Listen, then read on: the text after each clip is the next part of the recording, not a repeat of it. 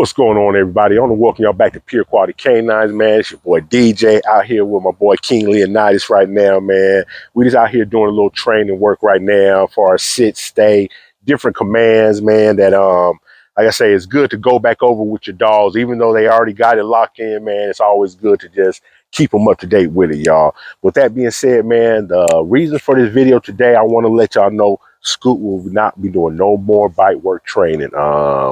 Some things I done found out in that bite work world that really ain't gonna work for my dog or what I'm trying to do here at my camp, y'all. So for him or for any of my dogs in the future. So bite work, that's out the window.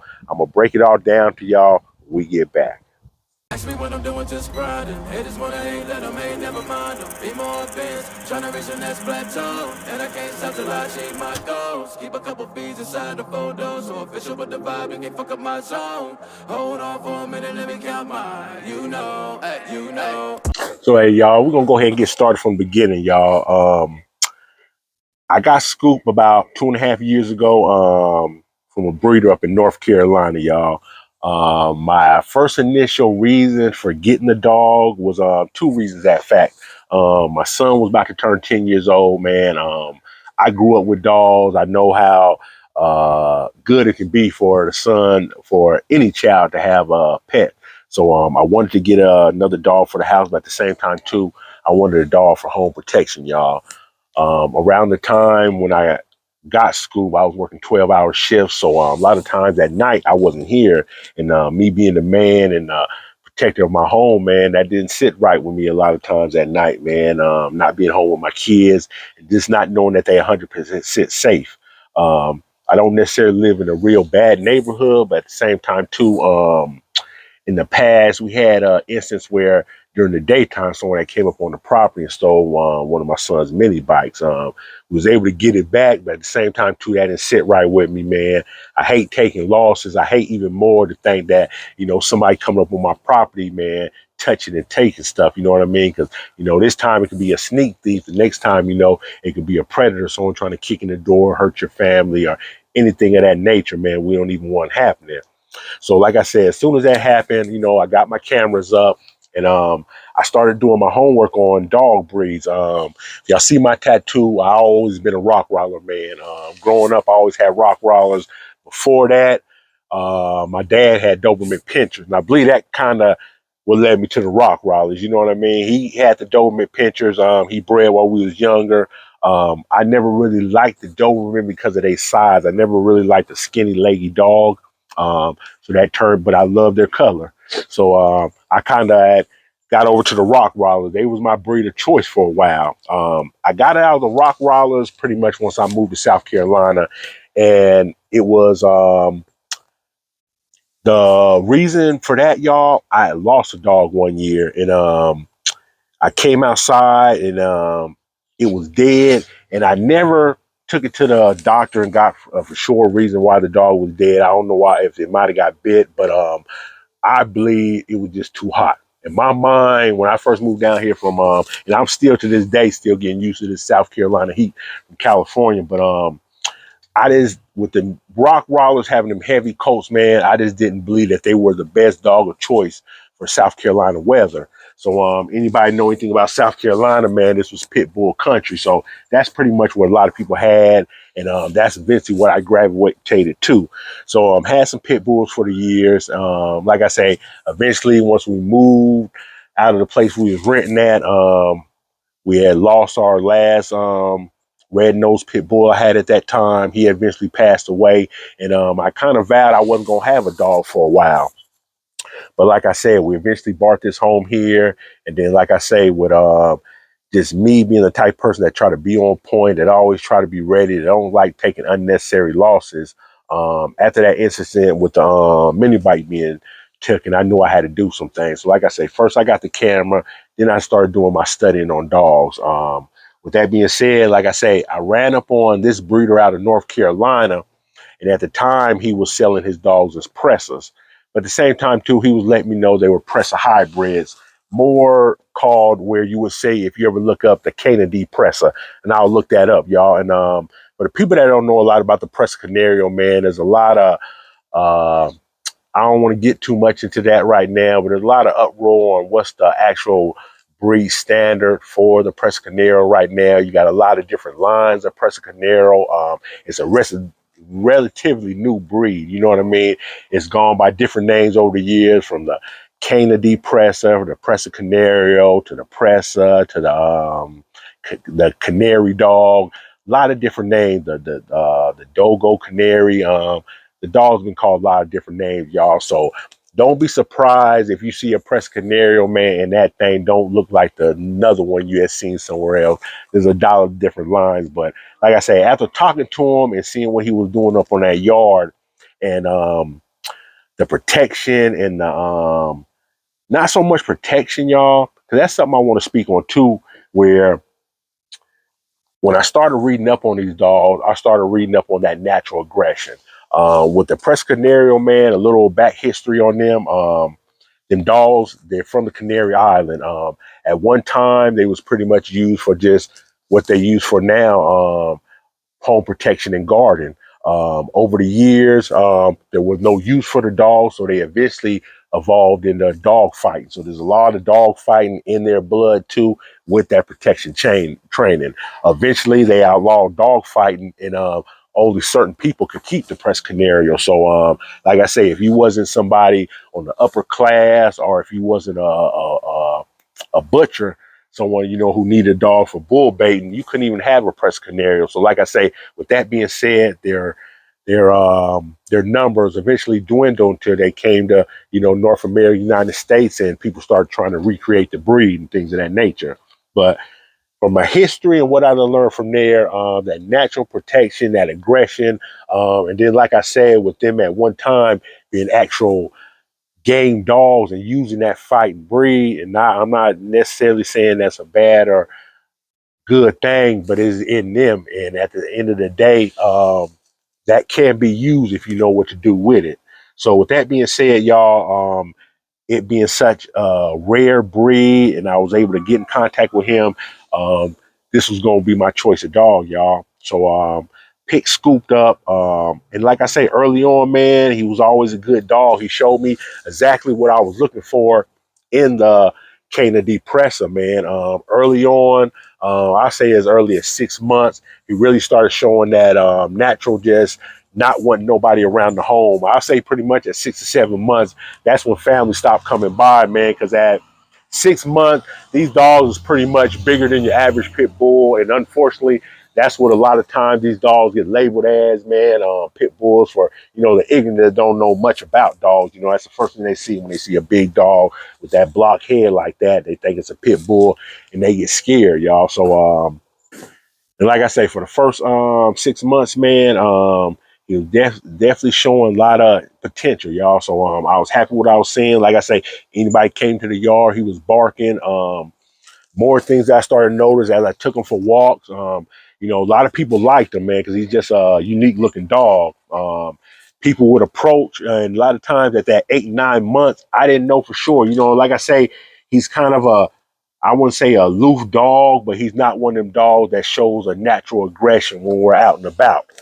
So a lot of times I was kind of not for sure what he would do, but I learned early on with this type of dog, he's not a barker. He's not one that's gonna growl. He's gonna wait till you get right up on him, and that's when he gonna lunge. And that's what he showed me a lot at the 9 and 10 month mark, y'all. So from then on, I really started getting harder with my training, as far as, you know what I mean, that sit, that stay, that come, just really just letting them know that, you know what I mean, I'm the boss, you know what I mean? I'm the one he follows, you know what I mean? I'm the one who's in charge, you know what I'm saying? So with that being said, man, started a lot of training at 8 9 10 months old.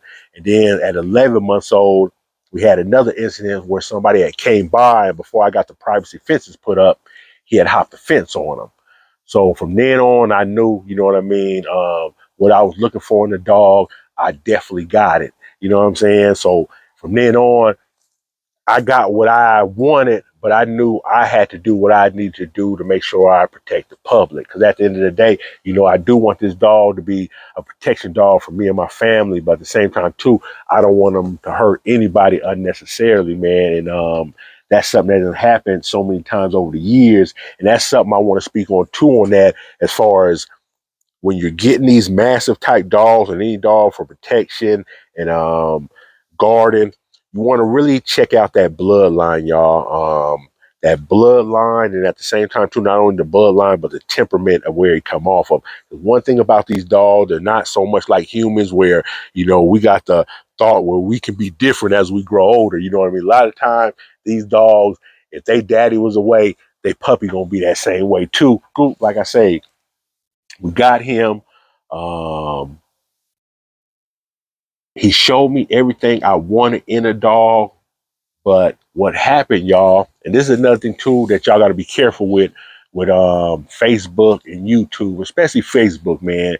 On Facebook, a lot of times, especially in these specialty dogs, you get into these specialty groups. A lot of times, these groups are ran by people with egos, man, and then not so much egos, but at the same time too. Their own agendas and their own reasons why they believe this, that, or the other. They want you to believe that, y'all. So a lot of times they'll push that hard, and they'll even get to the point of threatening to kick you out the group if you go cross ways of what they may believe, y'all. So with that being said, man, a lot of times, especially in these massive and these presser groups, no matter how good your dog looks, the first thing people want to be is what does it do? Does it work? They want to see some bite work. They want to see the dog chasing a hog. You know what I mean? At the end of the day, it's almost blasphemy if you just say you want to have a press as a pet. You know what I mean? There's some people that gawk and look at you crazy, but at the end of the day, man, people, you can do whatever you want. Choose to have whatever kind of dog you want. And at the end of the day, with these pressers, like I say, there's a lot of different type of lines, but at the same time, too, in them lines, you got the show pressers, you got the home garden presses, and then you got the working presses. And all three of them dogs are different, y'all. The show dog is not going to be able to do what that home garden dog and that presser and that working dog do. For one, he's not going to be able to look good, because at the end of the day, if he's guarding the home or you got him out in the field working, that dog is not going to look as pretty as he needs to look in the show ring. Same time too for the garden dog, the home dog that guards the home and supposed to protect the home. Um, that dog right there, he's gonna be built different, because at the end of the day, he's gonna be more of a dog where you're gonna feed, and he's gonna be sitting around a lot unless you're doing that extra work with him to keep him more athletic. So the garden dog is gonna be that home protection dog. A lot of times is gonna be that dog that's gonna be more on the heavy side, because he's not gonna do as much. Because at the end of the day, even if these dogs, a lot of people talk about, oh, that dog's heavy. The average man ain't gonna be able to clear my yard for my dog run him down, no matter how overweight he gets. And he's good for that for a garden dog, but at the same time, too, that garden dog, as mean and aggressive he might be, he can't be that working dog that's out there that's hunting and in the weeds and chasing hogs. At the end of the day, he's not putting in as much work. Like I said, that garden dog sitting around a lot. He gonna have that aggression. He gonna have that bite. But when that pig get to shaking him and throwing him around, and he got that tusk where he biting back, that's where that garden dog, that home protection dog, is gonna fall short, y'all.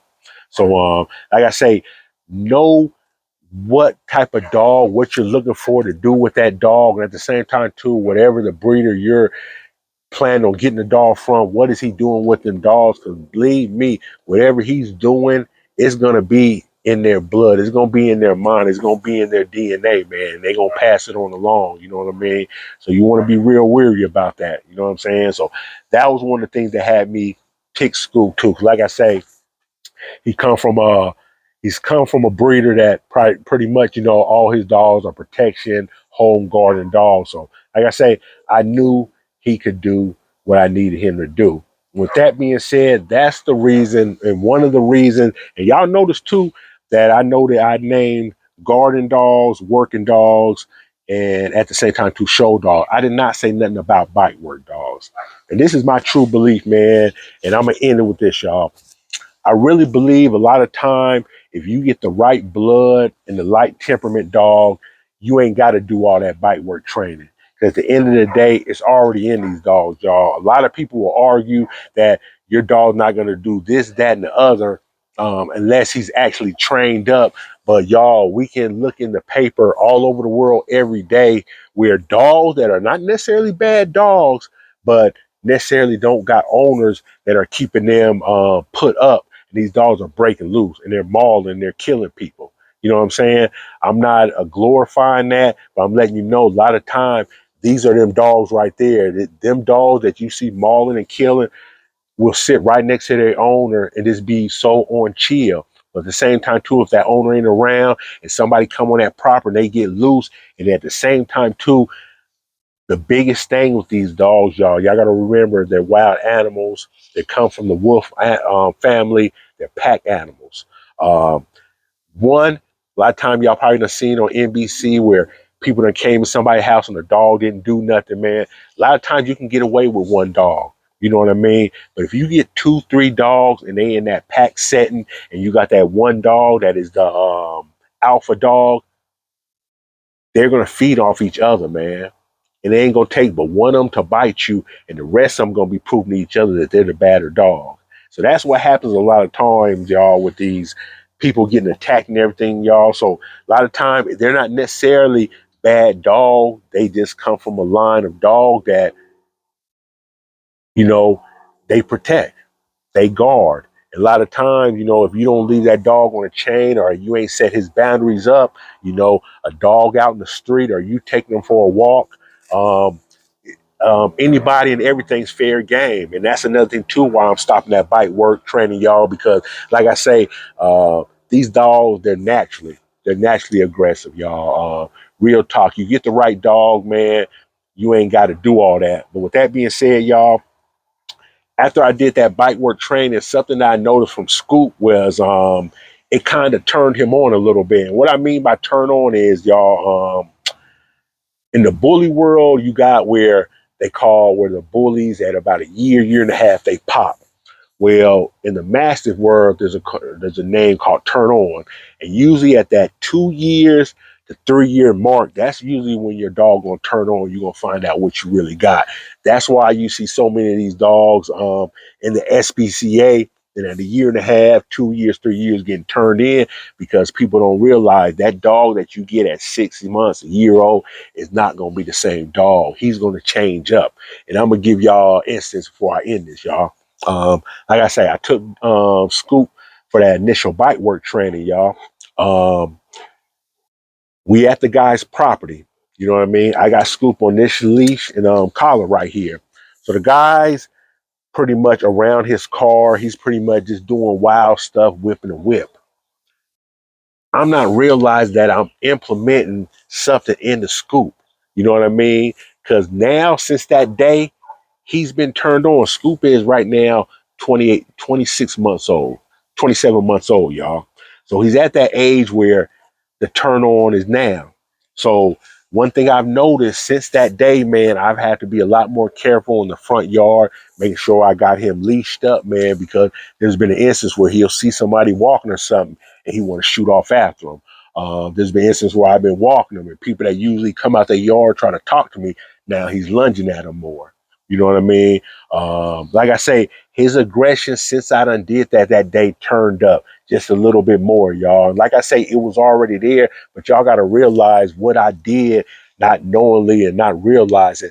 I took him somewhere else. You know what I mean? He's not realizing that we're just practicing.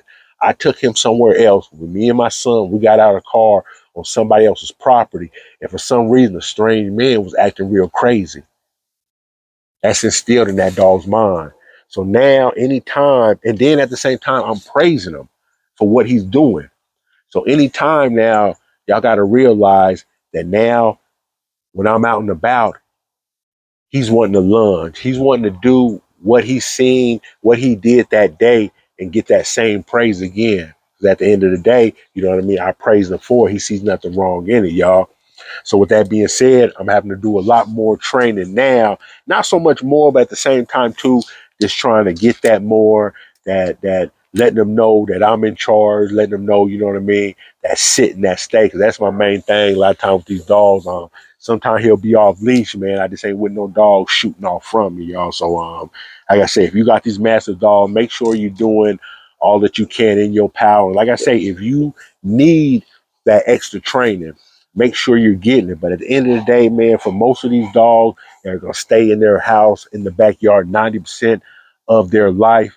As long as you're getting that basic training down pack where that dog listens to you, he knows where home is, you ain't got to do no more, man. By actually doing more, it's almost like walking around with a gun off safety, man, loaded, one in the chamber, man. He's going to be ready to go off. You know what I mean? And this is the thing with these massive dogs.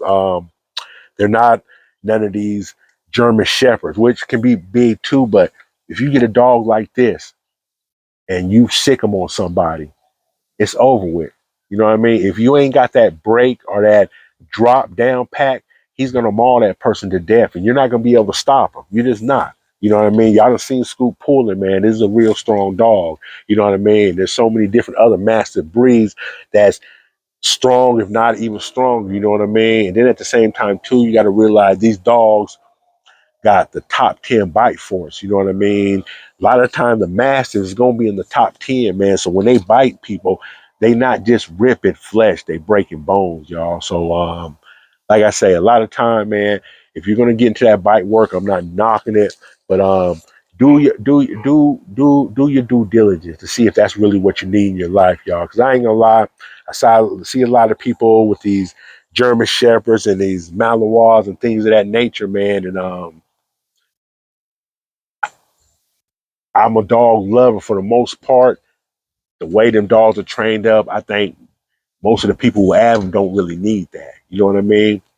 You don't really need a dog on go. And that's another reason too that I see them dogs being sold and traded off so much, man. Because the average person trains them dogs up and then realize you really ain't got a family friend or a companion, man. You got, you know what I mean? You got a bodyguard. You know, he's there to do a job. You know what I mean? So like I say, man, my dog at the end of the day, man, is family. You know what I mean? He got a job to do to protect it, but it's not so much a job. He's doing what he naturally wants to do. Keep unwanted strangers away from his home and away from hurting us, y'all. So, that being said, y'all, appreciate y'all checking in with us, man. If y'all watched us all the way through, man, make sure y'all hitting that like button, man. If you ain't already subscribed, hit that subscribe button, man. A lot coming along with this video dropping today. Tomorrow, I have more videos. I actually got to bring all the dogs out tomorrow, so I'll be washing them up. And at the same time, too, man, give y'all some more pics and vids on the puppies, y'all. So appreciate y'all checking in. We out. Come on, Scoop.